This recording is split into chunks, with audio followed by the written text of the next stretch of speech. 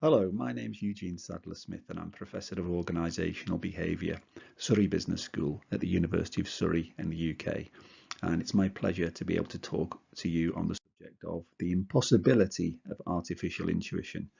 In this talk, I look at the relationship between intuition and artificial intelligence. Um, Every year, the BBC holds a series of lectures called the Reith Lectures, named in order of Lord Reith, one of the founders of the BBC. And in those lectures, they invite world authorities to talk on important subjects of the day. This year's Reith Lecture 2022 was entitled Living with Artificial Intelligence, and it was given by Professor Stuart Russell of University of California at Berkeley. And in that lecture, Professor Russell described the development of artificial intelligence as the most profound change in human history. Alan Turing, writing in 1951, said that once the machine learning method has started, it would not take long for it to outstrip our feeble powers. And indeed, we have seen already that the machine method has outstripped our feeble analytical powers. The question that I'm interested in this talk is, will the machine learning method, will artificial intelligence ever outstrip our prodigious but sometimes flawed intuitive powers? I'd like to begin with some background on artificial intelligence. It's not an area that I'm an expert in, but my understanding of the context is as follows, that there are different types of artificial intelligence. The simplest kind is mechanical artificial intelligence, which is good at crunching numbers. And then next we have analytical artificial intelligence, which is good at drawing inferences from data sets. And then we have intuitive artificial intelligence, which is good at sensing patterns in data sets. And then we have empathetic artificial intelligence, which reads emotions from human beings. So those four types become increasingly complex from mechanical through to empathetic. The field of effective computing has been around for several decades now, and effective computing, in other words, computing that is concerned with human feelings, utilizes human affect or human feelings to enhance a system's performance. An example of that would be something called the face trace technology developed by a UK company called System 1 Technology, which uses human facial expressions, analyzes human facial expressions in order to understand how people are responding to different types of advertisements. And then there are claims being made for artificial intuition and intuitive AI with systems such as DeepStack and a proprietary piece of software called artificial intuition. So the field is making some inroads into the area of artificial intuition. Some background on that, an interesting talk is Maurice Conti's talk, TED talk, called The Incredible Inventions of Intuitive AI, and in that talk Maurice Conti looks at how AI is being used in a generative capacity in engineering design. Essentially, AI is being used to generate many different alternatives around a design brief from which a human being chooses the one which best suits the problem.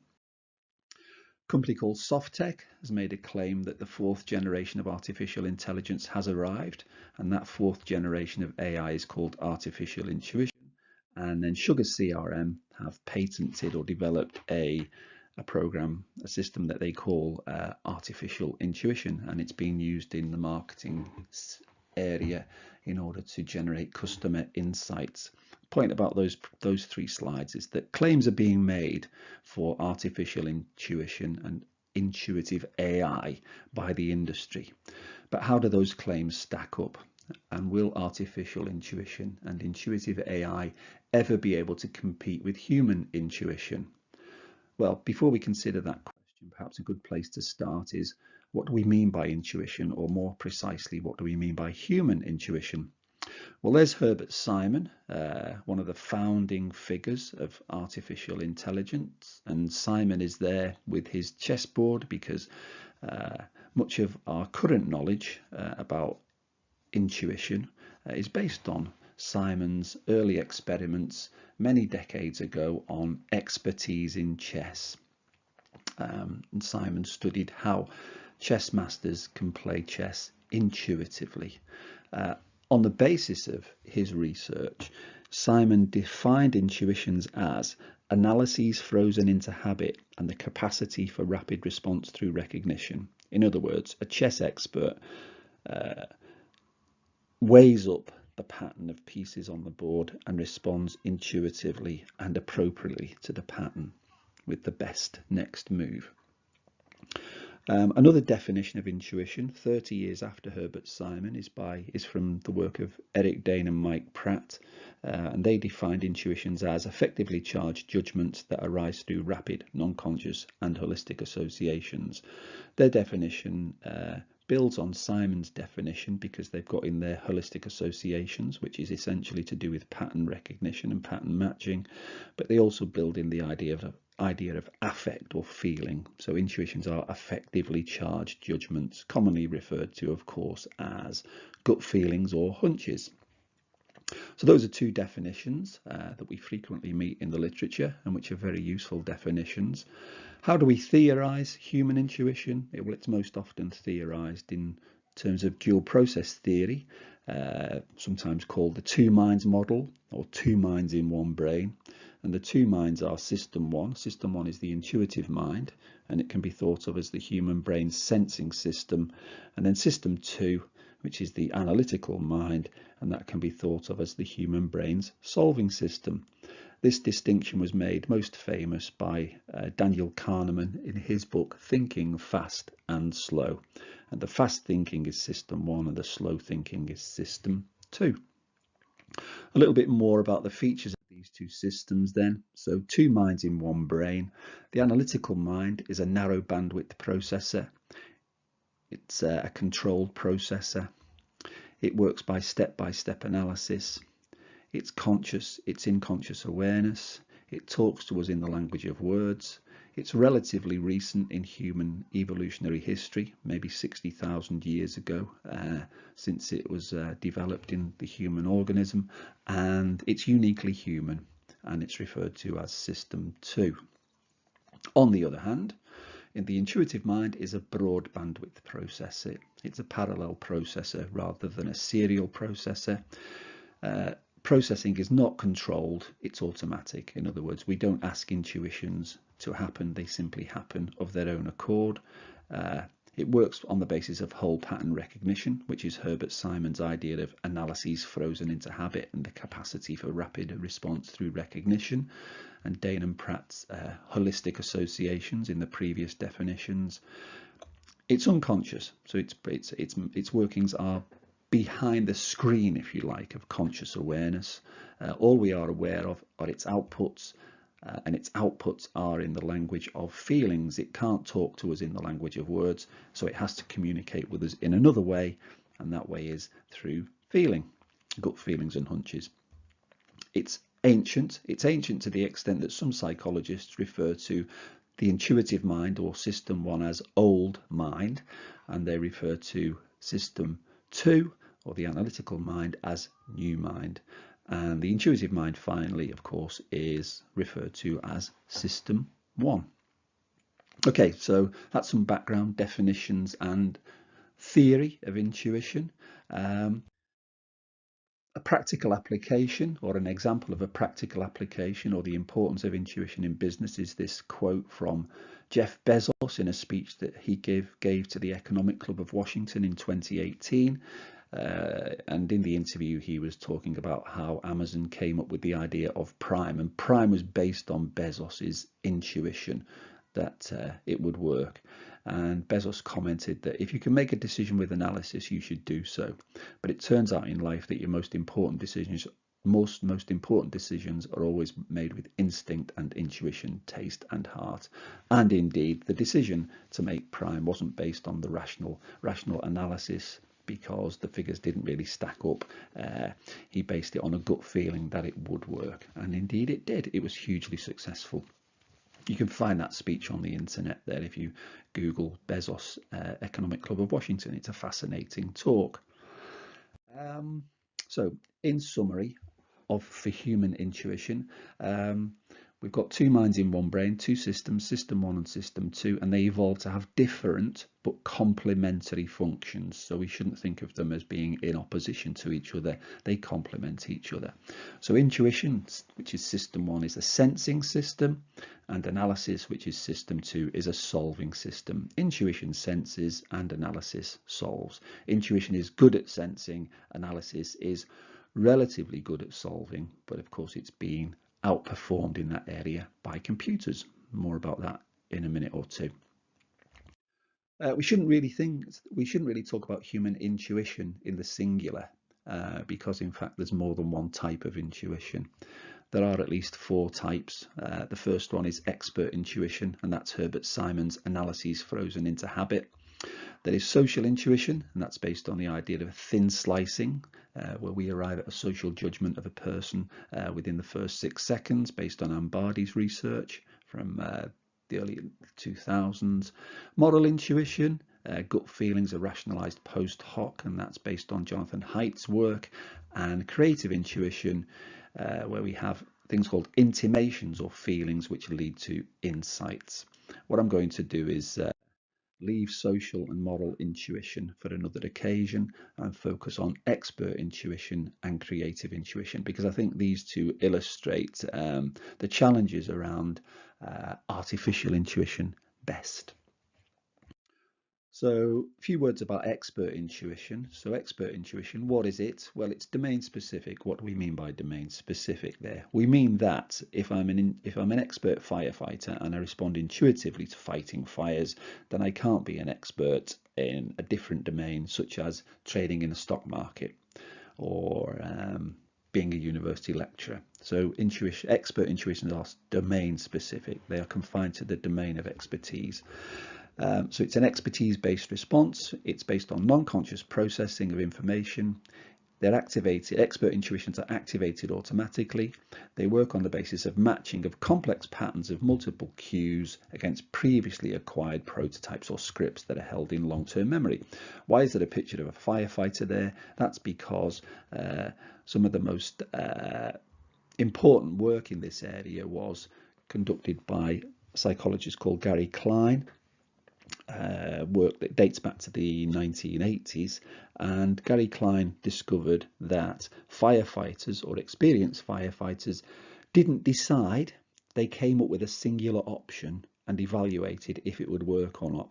In other words, expert firefighters, when confronted by a blaze, perceive a whole range of cues like the colour, the smell, the sound of the flames, and they come up with a singular option of how to deal with that fire. They evaluate it very quickly through a process of mental simulation to gauge whether or not it will work or not. If it will work, they carry it out. If it won't, they will move to the next option. So in this sense, firefighters do not decide between multiple options. They come up with a single option, and that's called the recognition prime decision model, and as I say, developed by Gary Klein based on work from the 1980s, but summarized in Klein's excellent book of 2003, Intuition at Work. So what are the possibilities for artificial expert intuition, if that's what we consider expert intuition to be?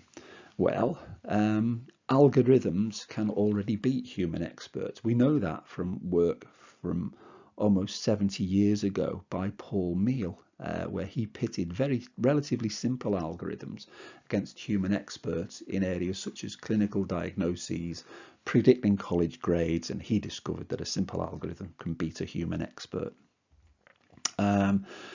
Analytical and predictive AI already exist, for example, in the detection of financial fraud, and chess and the even more complex game Go have already succumbed to artificial intelligence in the form of IBM's Deep Blue. Deep Blue beat the world chess champion Garry Kasparov several decades ago now. So in terms of the possibilities for artificial expert intuition, perhaps we're there already. Perhaps we already have artificial expert intuition. I pose that as a question, not as a definitive statement. If we switch our attention, however, to a different type of intuition, creative intuition. What I'd like to do in the remainder of this talk is consider the possibilities for creative intuition. And essentially my argument is that perhaps creative intuition is an area in which human beings will retain an added value, a competitive advantage over machines. But let's explore that argument now. So the first thing to say about creative intuition is that it's not the same as an insight. It's not the same as a eureka moment or a light bulb moment. With an insight, we see the solution to the problem. That's the eureka moment, the light bulb moment, often after a period of incubation or delay or sleeping on the problem or going for a walk or in the shower where the light bulb comes on. Creative intuition, on the other hand, senses a solution to a problem. It's not a eureka moment. It's more like a kind of moment. Okay, that's interesting moment. That's I wonder kind of moment. It's where we have a sense that a solution might work. It can lead to an insight as well, but in that sense it precedes the insight. It's the sense of direction. With creative intuition, the dots are joined, but of course you do need to have the dots in place to join them in the first place. So creative intuition combines knowledge in novel ways, and it gives a sense of direction. So this is the distinctive feature of it. It's this idea of sensing the right direction in which to go. So how would we define it? I'd define creative intuition as an effectively charged judgment, i.e. it's a feeling, that orients behaviour in a direction that may lead to a creative, that is a novel and useful outcome. So we can say then, all right, to put three things into perspective. Insight sees. With insight, we see the solution to the problem. Analysis solves. With analysis, we solve a problem.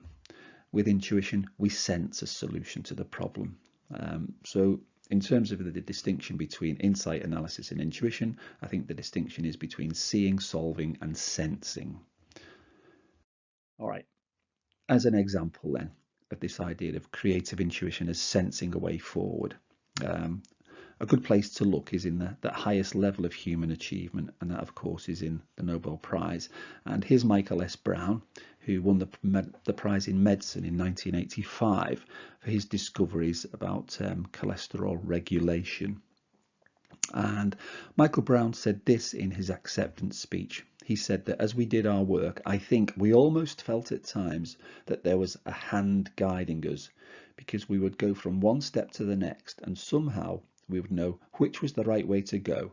And I really can't tell you how we knew that it was necessary to move ahead. So that's an interesting quote that captures this idea of creative intuition as giving inventors, scientists, artists, and managers, of course, a sense of direction, a sense in which to go. Victor Dorfler and Colin Eden interviewed a number of Nobel laureates, and the Nobel laureates that they interviewed, they came to the conclusion that for the NLs, for the Nobel laureates that they have investigated, no significant research result has been achieved without intuition playing a major part in the process, which is a very interesting finding from the Nobel laureates. Intuition plays an important part in the highest level of human achievement, of creative discovery. So then, if that's some of the background to creative intuition, this idea of it as a sensing function, and almost foresight as well, then what are the possibilities for artificial creative intuition? Well, Lexus, for the Lexus ES advertisement, used artificial intelligence to generate the script for an award-winning advert for their car. They did it by analysing the scripts for award-winning advertisements from previous years, and then the machine used those scripts to generate a new script for a new product. And you can find the Lexus ES advert on the internet, and it's well worth a watch. But the script was developed by artificial intelligence. So artificial intelligence is able to develop scripts for advertisement.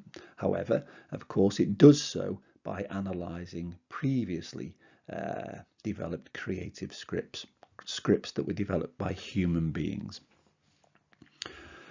Generative AI is used in engineering design. I referred earlier to the Maurice Conti talk, which I recommend to you. That's the idea of artificial intelligence developing multiple inventions for a given brief, and then a human being decided which one will work best to solve the problem. And we've got IBM's Deep Blue, which was the computer program that defeated Garry Kasparov at chess. But we've also got Deep Bark, apparently. And if you Google Deep Bark, it will give you a sample of computer-generated music in the style of the great German composer Johann Sebastian Bach from the Baroque era. And you can take it from me that the artificially developed Bach does sound remarkably like the real thing. The question that this raises, of course, is in the case of the Lexus advertisement, it was based on creative scripts that had been developed by a human being. Likewise, in the case of J.S. Bach's music, the computer was able to mimic Bach once it was given the rules that Bach used to create his music. It raises the question then, how far can artificial intelligence think outside of the box, or does it simply think inside the box that human beings give to it? Here's an example from a piece of work by Gattis et al. There's a street scene, and what Gattis et al. Did was they gave the artificial intelligence a sample of 3 great artists. B is the English painter Turner, C is Van Gogh, and D is Munch. And they gave the machine a sample of Turner, a sample of Van Gogh, and a sample of Munch, and then they asked it to produce the street scene that you see in A in the style of Turner, B, in the style of Van Gogh, C, and in the style of Munch, D. And well, obviously the computer-generated images are in the style of Turner, Van Gogh, and Munch, but whether or not they are creative in the sense of novel is a different question. The computer can paint, if you like, inside the box that is given to it, but can it think outside the box? Or can it think outside of the rules, and can it develop its own rules? Here are 2 paintings of vases of flowers, 2 still lifes. They're both by the same painter. They're both by Picasso. The painting on the left was produced in the early stages of Picasso's career. The painting on the right was later, when he'd moved into Cubism. What does this tell us about creativity? It tells us that creativity is about breaking the rules. So in moving from realistic representation to cubist representation, Picasso broke the rules. In breaking those rules, you need to know what the rules are. Picasso was obviously an expert painter, and in breaking the rules, Picasso also made some new rules. He developed the rules of Cubism, which was a new movement in art that nobody had thought of before. It was Picasso and his fellow painter Georges Braque who made this innovative breakthrough. And I'm sure that a computer could compose a painting in the style of Picasso in a cubist manner. But the important question, of course, is, could the computer have come up with the idea of cubism in the first place? Would it be able to break the rules as well as simply follow the rules? If you want a more down-to-earth example, let's think about normal PowerPoint versus computer-augmented PowerPoint slides. People often compliment me on the quality of my PowerPoint slides. People say they look nice. So I'll let you into a big secret. I cheat because I use artificial intelligence to develop my PowerPoint presentations. And how do I do that? I do that using the designer function in PowerPoint. So here's some random Latin text with two random images on the right, and you can ask PowerPoint to come up with design ideas based on that text and those images. Here's a screenshot of what it gives you. So there's the original input on the left, and then some of the designs it comes up with are on the right there. It can come up with as many as 20 or 30 different designs before it eventually runs out of ideas. And you can see the first two are okay, 1 and 2. They might do the job. The third, the fourth, and the fifth look dreadful.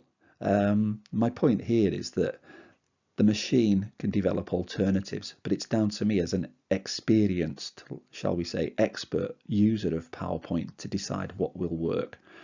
And so based on the designs that the computer gave to me, I decided to go for this, which I hope you will agree was better than the original. It looks much nicer, doesn't it?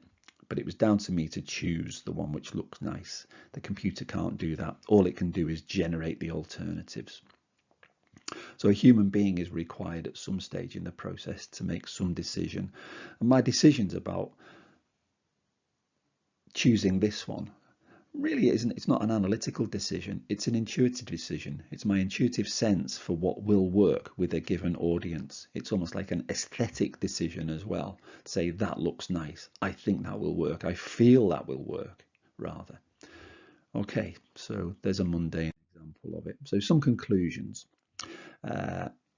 about the possibilities for intuitive artificial intelligence.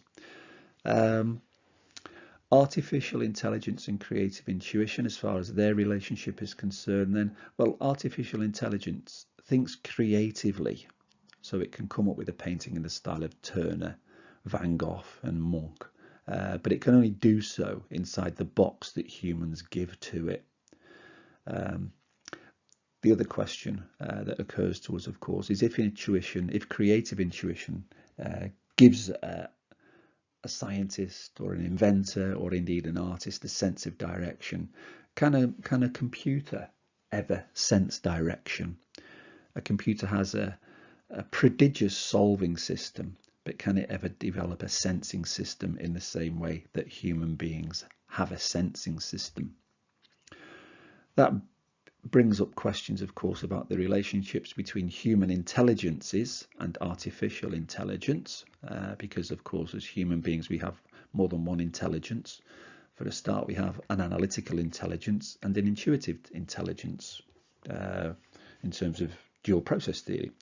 But as far as the relationship between human intelligence and artificial intelligence is concerned, then it's not a question of either human intelligence or artificial intelligence. It's a question of both human intelligence and artificial intelligence. In other words, it's a question of how those two resources, if you like, for decision making, the human and the machine, work together and complement each other.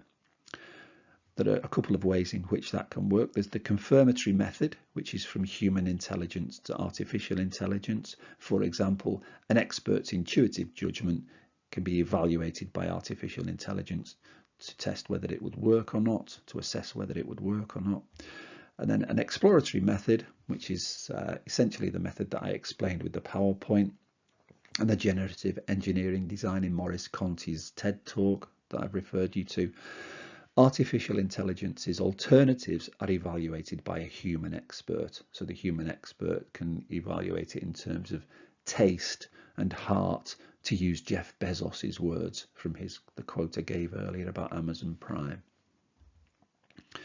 And then we could think, well, perhaps there's a hybrid intelligence out there, which is a hybrid of the artificial and the human. And what would a hybrid intelligence do? A hybrid intelligence would use the different types of artificial intelligence and human intelligence for what they are best at. It would leverage the strengths of each to give superior results. So the unique functions of artificial intelligence, for example, mechanical artificial intelligence to generate large number of alternatives, is where AI can add value. But where can human beings add value? Well, the unique functions of human intelligence might be the selection from a large set of alternatives by the human being empathizing intuitively with the end user. So for example, in the PowerPoint case, that would be the case of me empathizing intuitively with what would work from the multiple PowerPoint designs produced by the computer to decide which one will work. And reflecting back on that, of course, the result that you arrive at couldn't have been arrived at by artificial intelligence alone or by the human being alone. So there's a synergy at work here where artificial intelligence and human intelligence working together produce something that is a result that is greater than the sum of its parts. So this idea of the synergy working when humans and machines work together. Okay, so those are some of my thoughts about the possibilities for intuitive AI and the relationship between artificial intelligence and human intuition. Some applied work in this area. I did a project for a marketing consultancy called the Agency Partnership in the UK, and we looked at, is artificial intelligence and big data killing creativity in advertising and marketing? If you go to the Agency Partnership website there, you can download the report which presents the findings of our work into the question of, is AI and big data killing creativity? If you'd like to read more about this topic, well, Maurice Conti's TED Talk is excellent on the incredible inventions of intuitive AI. If you'd like to read more about artificial intelligence in scientific discovery and artistic creativity, I can recommend Markus Dusortoy's work, a book called The Creativity Code, in which he looks at artificial intelligence in areas as disparate as music and mathematics. And then if you'd like to read more about intuition in general and intuition and artificial intelligence in particular, then my new book, Intuition in Business, is about to be published later this year or early next by Oxford University Press. So I hope you've enjoyed the talk. It's been my pleasure and privilege to be able to present it to you. If you'd like to get in touch, please don't hesitate. My email address is there, e.sadler-smith@surrey.ac.uk. I hope you enjoyed the talk and I look forward to hearing from you. Thank you very much. Bye-bye.